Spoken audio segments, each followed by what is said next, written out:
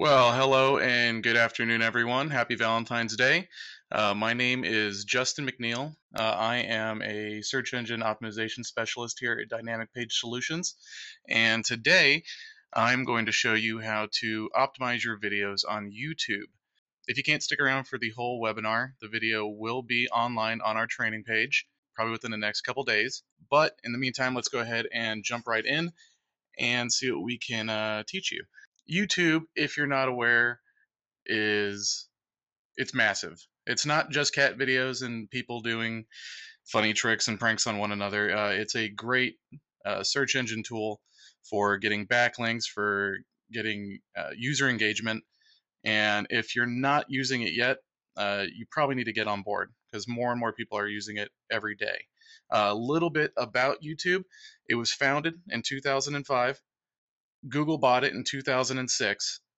4 billion daily views. So that's a lot of users that, could potentially be coming by to check out your channel and your videos and eventually get back to your website and maybe end up producing leads for you. 7,200 plus hours of video are uploaded per minute. So there's a lot of competition out there, but depending on how tight your expertise is or your niche, there's some wiggle room there for you to be able actually to draw on some of this traffic. Right now, whether or not you believe it or not, YouTube is said to be the second largest search engine. Although it's through Google, and you might think that, okay, well, that ties in with Google. It does function by itself, but being owned by Google, there's a lot of things you can do that once you optimize your video, it can be found easier on Google uh, and across, honestly, the other search engines as well. But Google is the big one that you want to go after. So if you're missing out on this, you know, get on board now. So jumping in with how to optimize your videos, first let me just kind of give you a breakdown of the basics on what you're looking at when you're looking at a YouTube video. So I've got this one pulled up right now. This is one of ours. This is a training tutorial for Animoto. So you can see right now we've got a little under 4 minutes of video just showing you quickly how to make a picture slideshow video that you can throw up on your website. You can put it on your YouTube channel. You can host it on other platforms such as Vimeo and Vidler. May not have a lot of views, but keep in mind, not every video is going to go viral. Not every video is a Gangnam Style and is going to have 1 billion hits, within the 6 months it's online. But this traffic that we are getting, probably the majority of this is because we have it hosted off-site. So YouTube is great for getting people to actually go to YouTube and look at your videos. But if you're making a video that's informative enough, you can go ahead and you can embed it on your site in a blog or share it amongst one of your social networks. So let's see. Right now, just for educational purposes, you can see plain volume. These here are the ones that are important now. You can set up captions, which I'll get into later and tell you the importance of that. Another one as well, and I know I've seen some people leave comments about going back and viewing our videos and sometimes they're fuzzy. This is why. Whenever you upload a video, it's always going to come in at 360p. That's just the resolution of the video. But depending on what size of the video you upload and what quality, YouTube will automatically go ahead and upgrade it if it is of a higher quality. So should you watch this webinar later and you're like, oh, it's fuzzy and I can't see your screen that well, go ahead and click this little cog. You can go ahead and upgrade it to 720p. It may even be available at 1080p. So it'll be very clear. It'll be almost like you're watching it for the first time again. You can also control speed. You can queue it to watch later. You can do small, large player. You can even go full screen. There's that. And you can see now I have some other little tools here across the bottom. This is because we're logged into our account. This is our page. This is our page right here. But once you're logged in and you have your video uploaded, there's a lot of things you can do to further optimize it. We will get back to that though. So let's go ahead and start right at the beginning. First thing you want to do when you're at YouTube, get logged into your account. You don't have to have a Gmail account to have a YouTube account, but it is preferred. With Google and Gmail, once you have the email account set up, you can, one, you have your email. Two, you can go ahead and tie that in and automatically create a YouTube account for yourself. You'll still have to go in and optimize it and build out your channel. Another thing you can do is you can go ahead and create a Google Plus account. Now, whether or not you want to use that for personal use, or like Facebook, you can create a business page and you can advertise basically online. And that too will be found in the Google search engine. But okay, so now that you're set up, you're into your account, you want to upload your video. If you click the upload button, it'll take you to this screen here.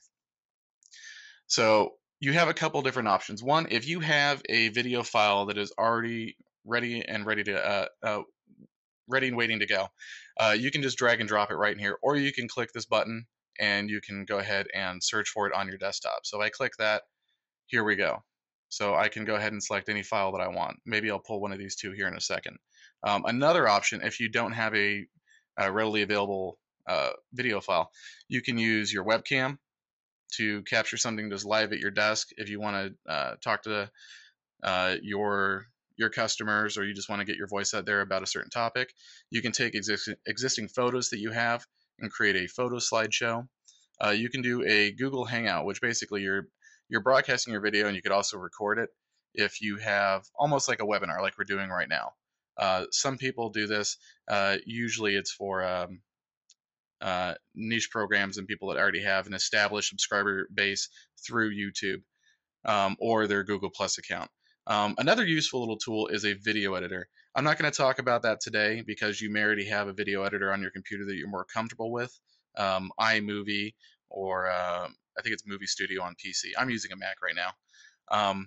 But this is another little tool. You can bring a file in and you can go ahead and edit it through YouTube, which is something that's relatively new, but it's still a very cool feature for someone that wants to get in there and maybe cut out some bits that they don't want in their video, stumbles and bloopers, if you have any. Who knows? But for right now, let's go ahead and we're just going to start from scratch. We're going to upload an actual video file. So like I said before, if I click this, let's see, I will take this video because this one here is very short, and you'll see why I'm saying I want this file. When you're uploading your video, you can see up here it is uploading. Now right now, because I chose a relatively small file, it's going to import into YouTube a lot faster than, let's say, that other file that you saw on there, the Power Ranch one. That one's like a 3 to 4 minute video. It could take anywhere from 10 to 20 minutes to fully get uploaded into YouTube to where people can start viewing it. But before they start viewing it, this section here is one of the main ones you need to hit on, and probably the most important when it comes to optimizing your video. First step you want to do when you're uploading your video is check your file name. Now you can see right now when I brought in the file, it brought it in exactly as it's entitled. So facebookidx.mov. That's what the file is. Now I can go ahead and drop the MOV part, and I just have Facebook IDX. This part is very important. Now, a lot of people, when they go ahead and they bring in an uploaded file, whatever video editor you're using, unless you specifically name it something unique, it may just put a series of numbers and letters. While that's good and all, when it comes to uploading to YouTube, even though the user doesn't see it, Google and YouTube sees it when you upload that video file. And if you have a relevant title for the video file itself, that is something on the back end that, like I said, even the users won't see it. The YouTube and Google computing system and algorithm and fantasy robots will go ahead and go, all right, well, this has got some relevance. The file name is actually something of relevance to the title and to the description and to the tags. So for right now, we'll just leave this as Facebook IDX. We know the file name works, and we have a relevant title. That's what this is. It's a Facebook IDX. Someone out there may be looking for that. You can elaborate on this if you need to, and you can say, where do I find a good Facebook IDX? How to Facebook IDX. I don't know who would write something like that, but maybe they would. But once you get your title in there, that's step one of getting some proper optimization, making sure you have a good working title. The next thing you may want to consider when building out your title is if you have a relevant keyword that you're trying to win on, not just on YouTube, but since this is also going to carry over into Google search, you may want to tie in whatever that keyword is with your title. So should it be real estate in Gilbert and you're doing a community tour video like on your cell phone, or if you have a camera and you're going to work with file types through an editor, you can go ahead and fit your keyword into your title. And all that does is it just adds extra relevance to your post, and will show YouTube and Google that that's what this video is about, and it possibly can get you better rankings, and you may see it actually show up higher on the search engines. Okay, so moving on, the next thing you want to do is you want to give your video a good description with keywords. Now, when I'm saying, use keywords, don't stuff your description with keywords. If anyone's been paying attention to what we've been talking about and what's going online, Google has changed their algorithm multiple times. There's probably another one coming along. And what's going to happen is if you go ahead and you stuff your description with keywords, you're going to get penalized and you're going to have a bad time. So don't do that. Choose your keywords wisely. People are saying anywhere on your description you want to have 500 to 800 words. I don't specifically know if that's true. I know Google and the new algorithms, they love large amounts of fresh, unique content. But when it comes to YouTube, it's kind of a different beast, but not so much. You don't want to go on the small side and put 20 to 30 words in there, but you want to be able to inform people of what your video is, while informing Google and YouTube of what your content is, hence the keywords. The video that we've uploaded, YouTube doesn't know what's on that video. I could have 2 cats playing with a can, and it could be titled Facebook IDX, and YouTube would be none the wiser. I'm sure they can go in there and users could report me, and that'd be one way for them to find out. But just the video alone, there's nothing really they can do with that. They haven't got that technology yet. I'm sure they will eventually have it to where the moment you're loading something up, they'll know if you're just playing around and trolling them. But the description is pretty much key for you, and it's key for you in 2 senses. One, you do need the content to be 100% unique, fresh, not duplicate. You don't want to get hit on your YouTube video and then start spreading that along to your blog and your website and sharing it across your social networks. It's just not going to do you any good. So make sure that you're writing fresh, unique content with your keywords, but like I said, don't overstuff it. Another thing you want to do is you can go ahead and put in a link within your content. Now, obviously, there's no buttons here across the top, so if I were to type out Facebook IDX, I can't highlight this and just attach a link to it. However, what you can do within probably your first paragraph, so it's a bit above the fold, is, let's say for our sake, I can just do dynamic page solutions.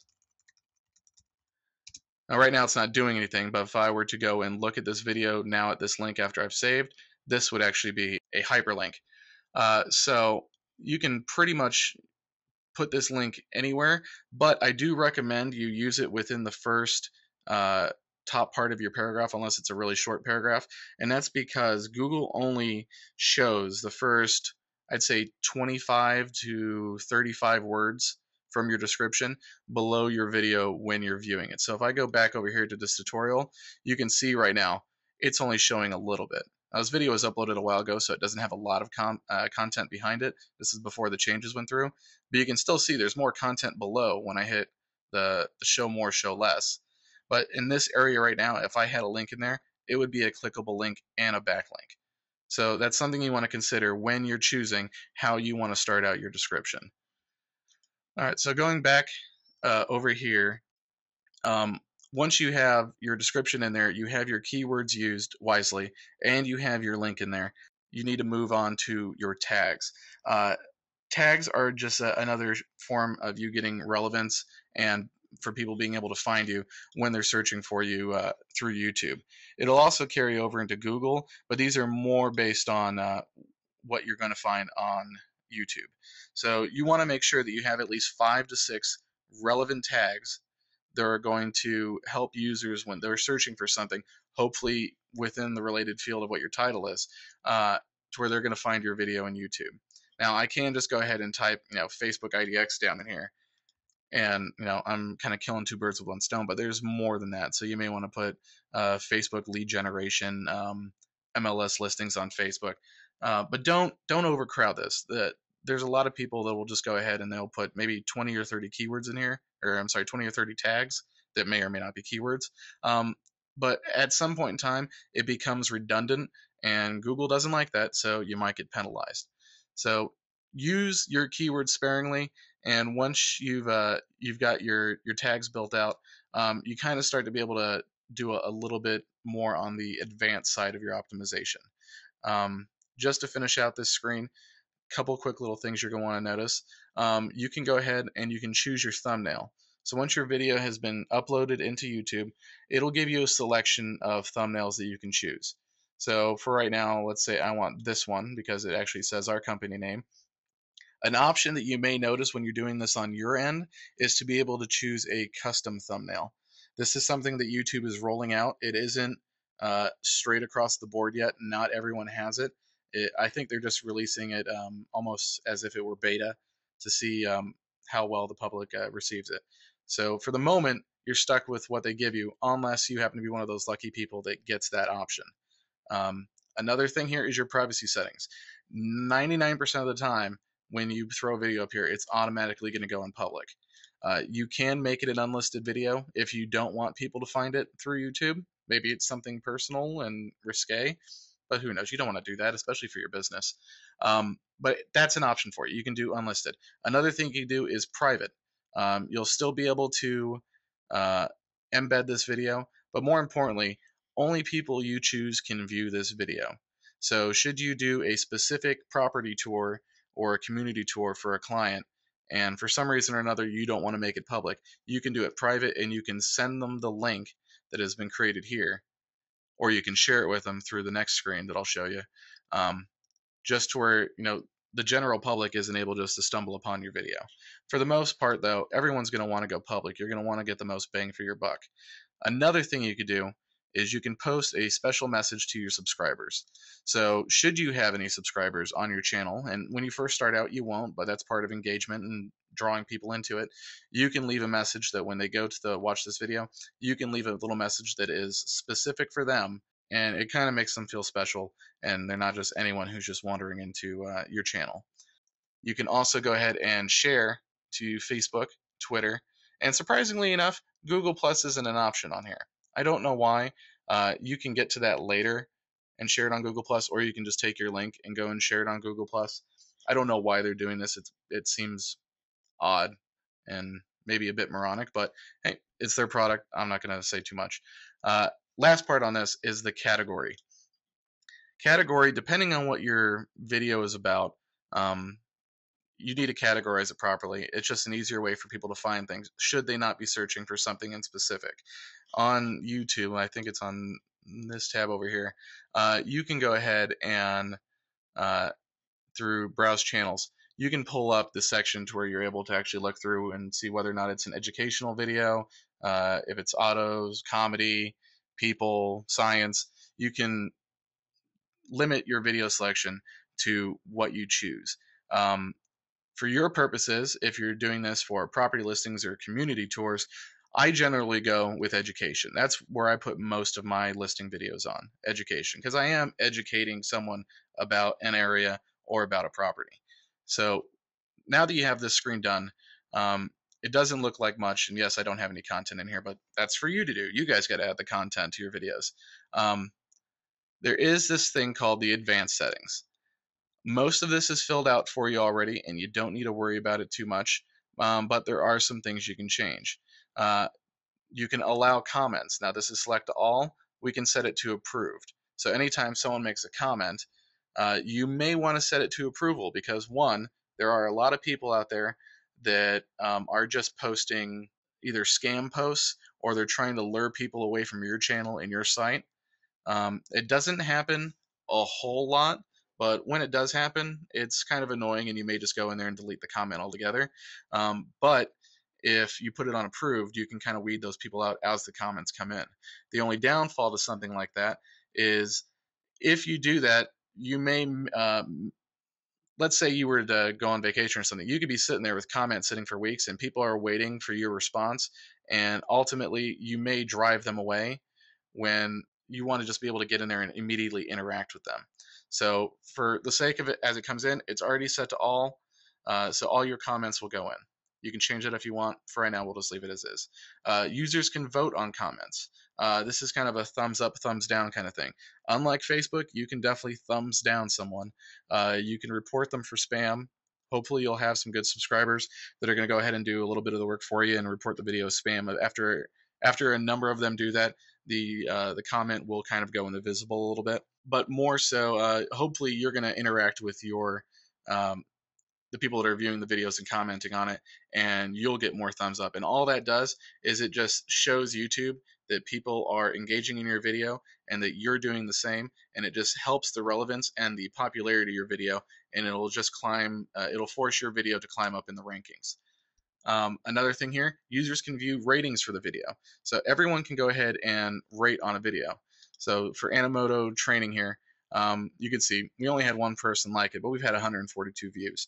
So that doesn't really bother me. But when you're coming from another browser, and let me see if I can pull up one real quick. YouTube, let's go and look at, we'll look at the overly attached girlfriend.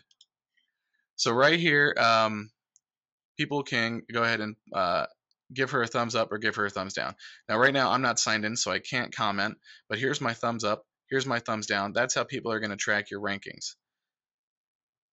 So if you're ever concerned about that, maybe you need to do something, or maybe you need to change the message within your video.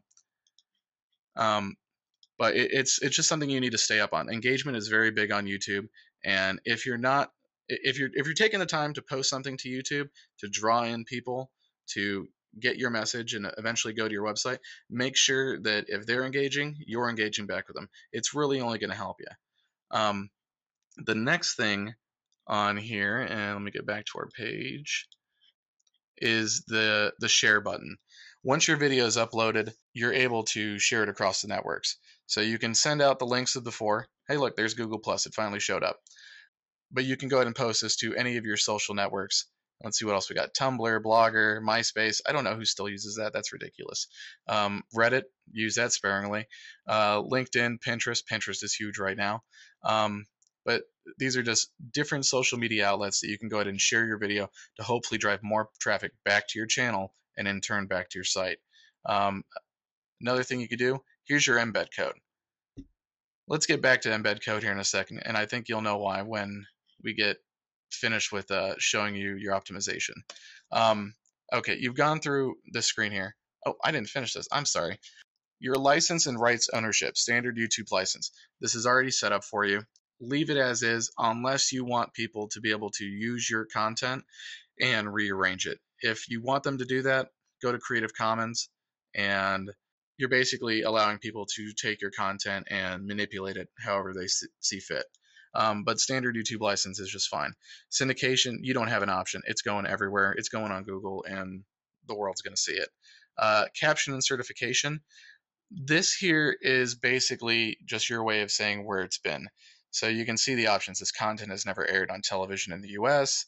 It's never aired. It's only aired on television in the U.S. without captions. You really don't need to mess with this if you're just doing a personal video of a listing or of a community tour. So I would just recommend leave that blank. You don't need to select one at all.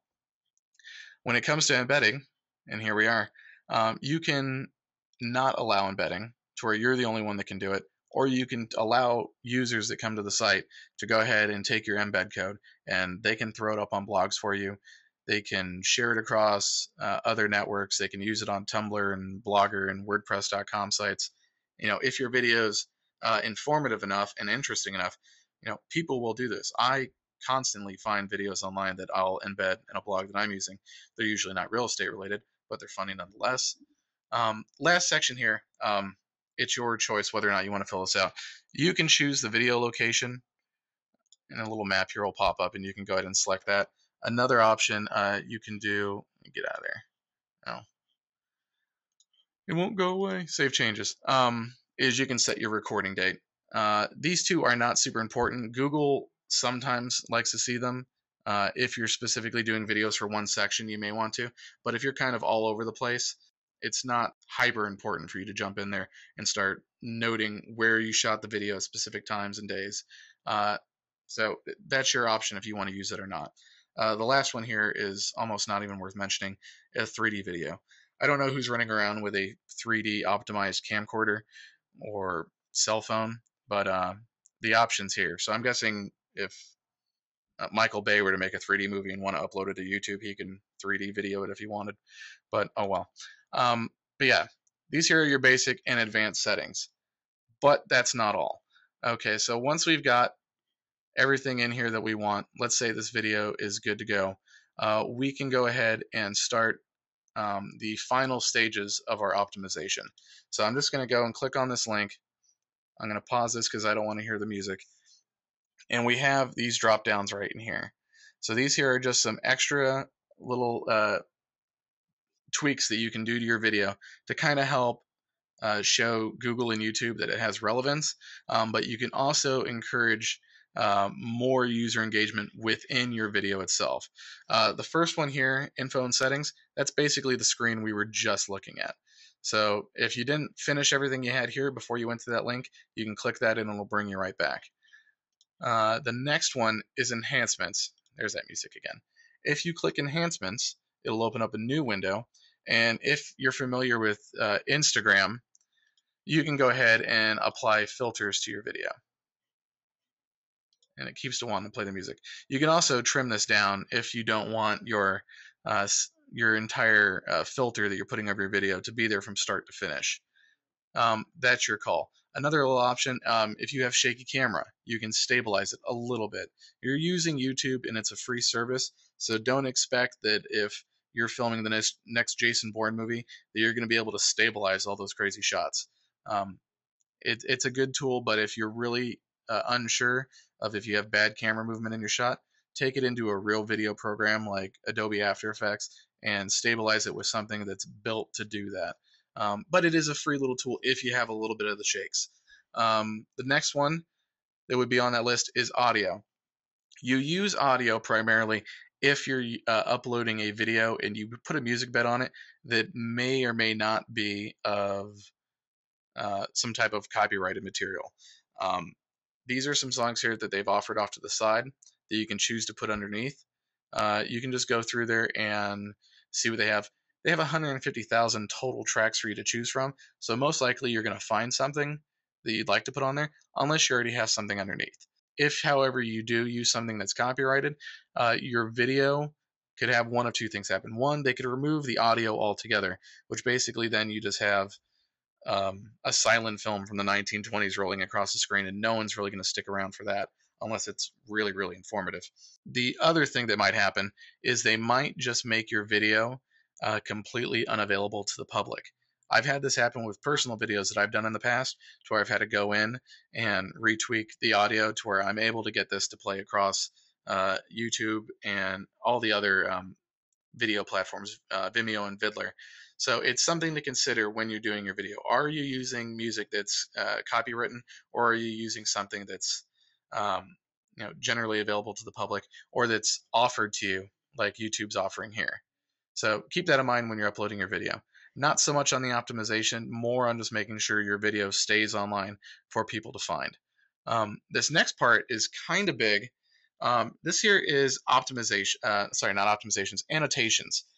What you can do throughout your video is further create areas for users to become engaged with what's actually going on in the video. So it's kind of getting away from what your description is and maybe your links down in the bottom, but through here you're able to create little pop-up annotations, kind of like pop-up video, like on VH1 back in the day, except probably not as funny. But you can add an annotation anywhere in there. So you can add a speech bubble if maybe you're talking and you forgot to add something. You can go ahead and add a speech bubble with some information. So let's say I wanted to do a speech bubble. So right now, let's say Brings for some reason decided it wanted to talk. So I can go ahead and make a speech bubble. You can see it little drops down there to the end of the S. I can basically type anything I want. DPS is awesome. Hey, look, it's a plug. So now Brings is talking about how awesome DPS is. I can control the start and the end time from this, and you can actually see it's actually dropped it down in here. I can then move this across my screen as I want, and this is my timeline. That's the total length of the video. I can move this to wherever I want, We'll leave it right there where it is. And then another cool thing that you can do is if I have a DPS video, or if for some reason like a fundraiser program that we're running through DPS, you can click this link button and you can actually put in a video link to another video that you have on YouTube. I think you could also use it for other video sites. The fundraising project, that kind of ties in like with Kickstarter and Indiegogo. You probably don't have anything like that, but there are some sites that they do actually allow in for that. Another thing you can do if you don't want to do videos is you can link playlists that you've created, you can link your channel, or you can create a subscribe button right within your video. So let's say I want to do subscribe. Well, now that that's in there and I'll go ahead and publish it, that will show up in our video and people will be able to click on that when that pops up and it'll send them to the subscribe section of our channel. So you're kind of encouraging people that they don't have to be hopping all around, but if they're actually on that video and watching it, you're giving them some areas, almost call to actions, if you will, to get more engaged with your channel, and hopefully you'll keep them around and drive them to your site for more traffic. So let's see what else we have. Speech bubbles. You can add notes. If you want to add a title somewhere on your screen, you can most certainly do that. Let's get rid of that. And we'll get rid of this guy too.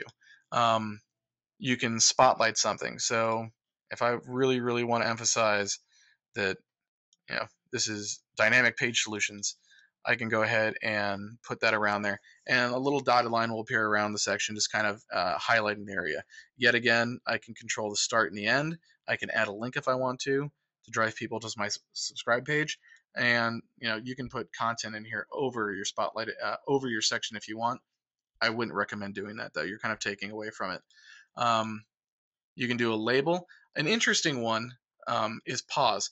So let's say for this webinar, I was going to task you with something. And if I put this video up on YouTube and I would say, all right, everyone, let's take a break for 5 minutes, or go ahead and Google something and then come back here. With this pause break in there, it'll actually just pull up a little pause button. Let's see if I can get it to show up. Nope, it just completely skips over it. I'll probably have to publish that to show you how that works.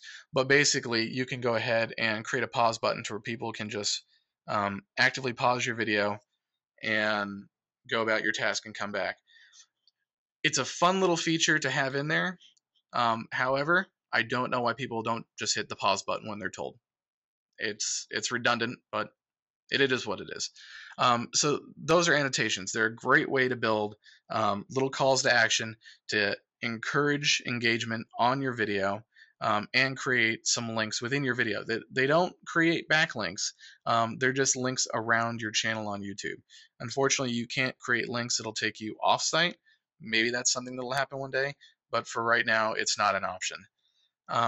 The last thing here is captions, and this here is kind of important because since Google and YouTube don't know what your video is about, they're kind of relying solely on what you put in your description to give the relevance to what you're trying to show people. But the caption file or transcript is the back end of that. The caption file is going to allow people who are using listening devices. Their eyesight isn't the best, but they want to be able to play back an audio recording of maybe slides you have across here. This one here has no voice throughout the entire video. It's solely just music and letters on screen. So if I wanted to build out a caption file saying what's on screen, you could do that. And it just kind of further assists your users with being able to enjoy whatever you're putting up on YouTube. The other part is a transcript. So let's say you do a 5-minute video on real estate and whatever community. If you put the transcript in there, it's adding to the relevance for YouTube and Google that's what this video is about.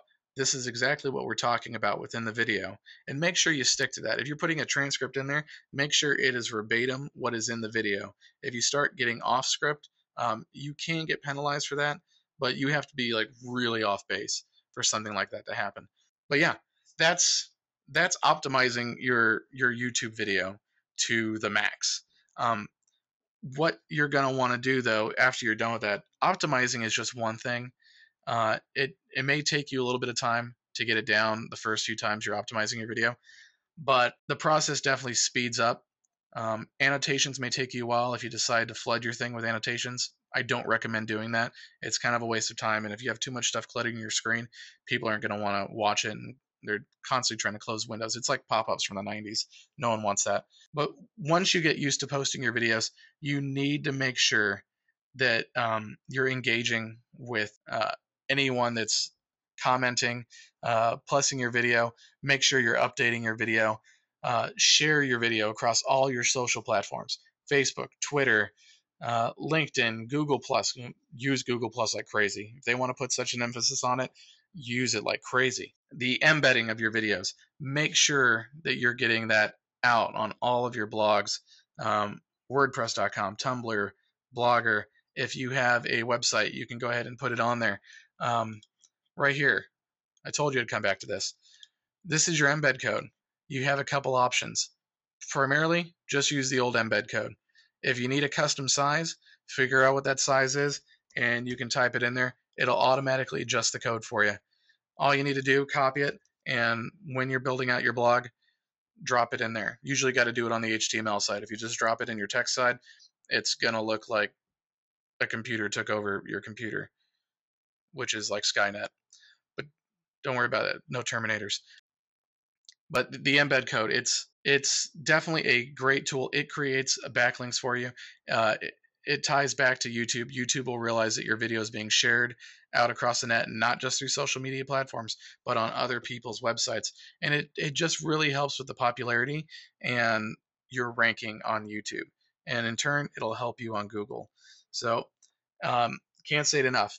Make sure you stick up with people that are positively commenting on there. Make sure you're thanking people for subscribing to the video. If you have to do an update, make sure you're telling people that there's an update on the video. Respond to all comments. All of these are key to better SEO, reputation, and course engagement for YouTube. If you're ignoring that one part, you're only doing really half the job. So make sure that you're completely being involved with what's happening on your YouTube channel with the videos that you're uploading. If you're going to take the time to do it right and do the full, 100% of the job. One other thing you can do with this, and I'm not going to get into really how to do this today, but you can add your videos to playlists. Cover this real quickly. If I go to this add to button, I can add this video to my favorites. I can queue it to watch it later. This is a playlist we have right now for training videos. It's already in there. But if you make a new video and it's for a real estate listing or a community, you can create playlists that are entitled real estate listings or communities, and you can go ahead and put those playlists in there. And it's just another way for YouTube to recognize what you're doing, giving it relevance, and further driving traffic to your site. So yeah, that's it. That's optimizing YouTube. It's a bit crazy. It's a bit involved. The more you do it, the easier it gets. And YouTube's constantly going to be making changes and causing us all, heartache when we see that our plans we're on our plans, but our rankings are dropping because they're making changes. But a lot of these things are just easily fixed with making sure that you're up to date on what Google and YouTube and whatever platform you're using wants. So we'll try to help you out with that. We're staying as up to date as we possibly can, and we'll keep coming out with new videos for you, and we'll do new webinars as these things change or as things get better. But in the meantime, I don't know if anyone has any questions. If you do, feel free to shoot them in. If not, like I said earlier, this webinar will be available on our training page within the next 1 to 2 days, hopefully, probably by Monday at the latest. But other than that, it's been fun. This is my first webinar with you guys, hopefully not my last. And have a happy Valentine's Day.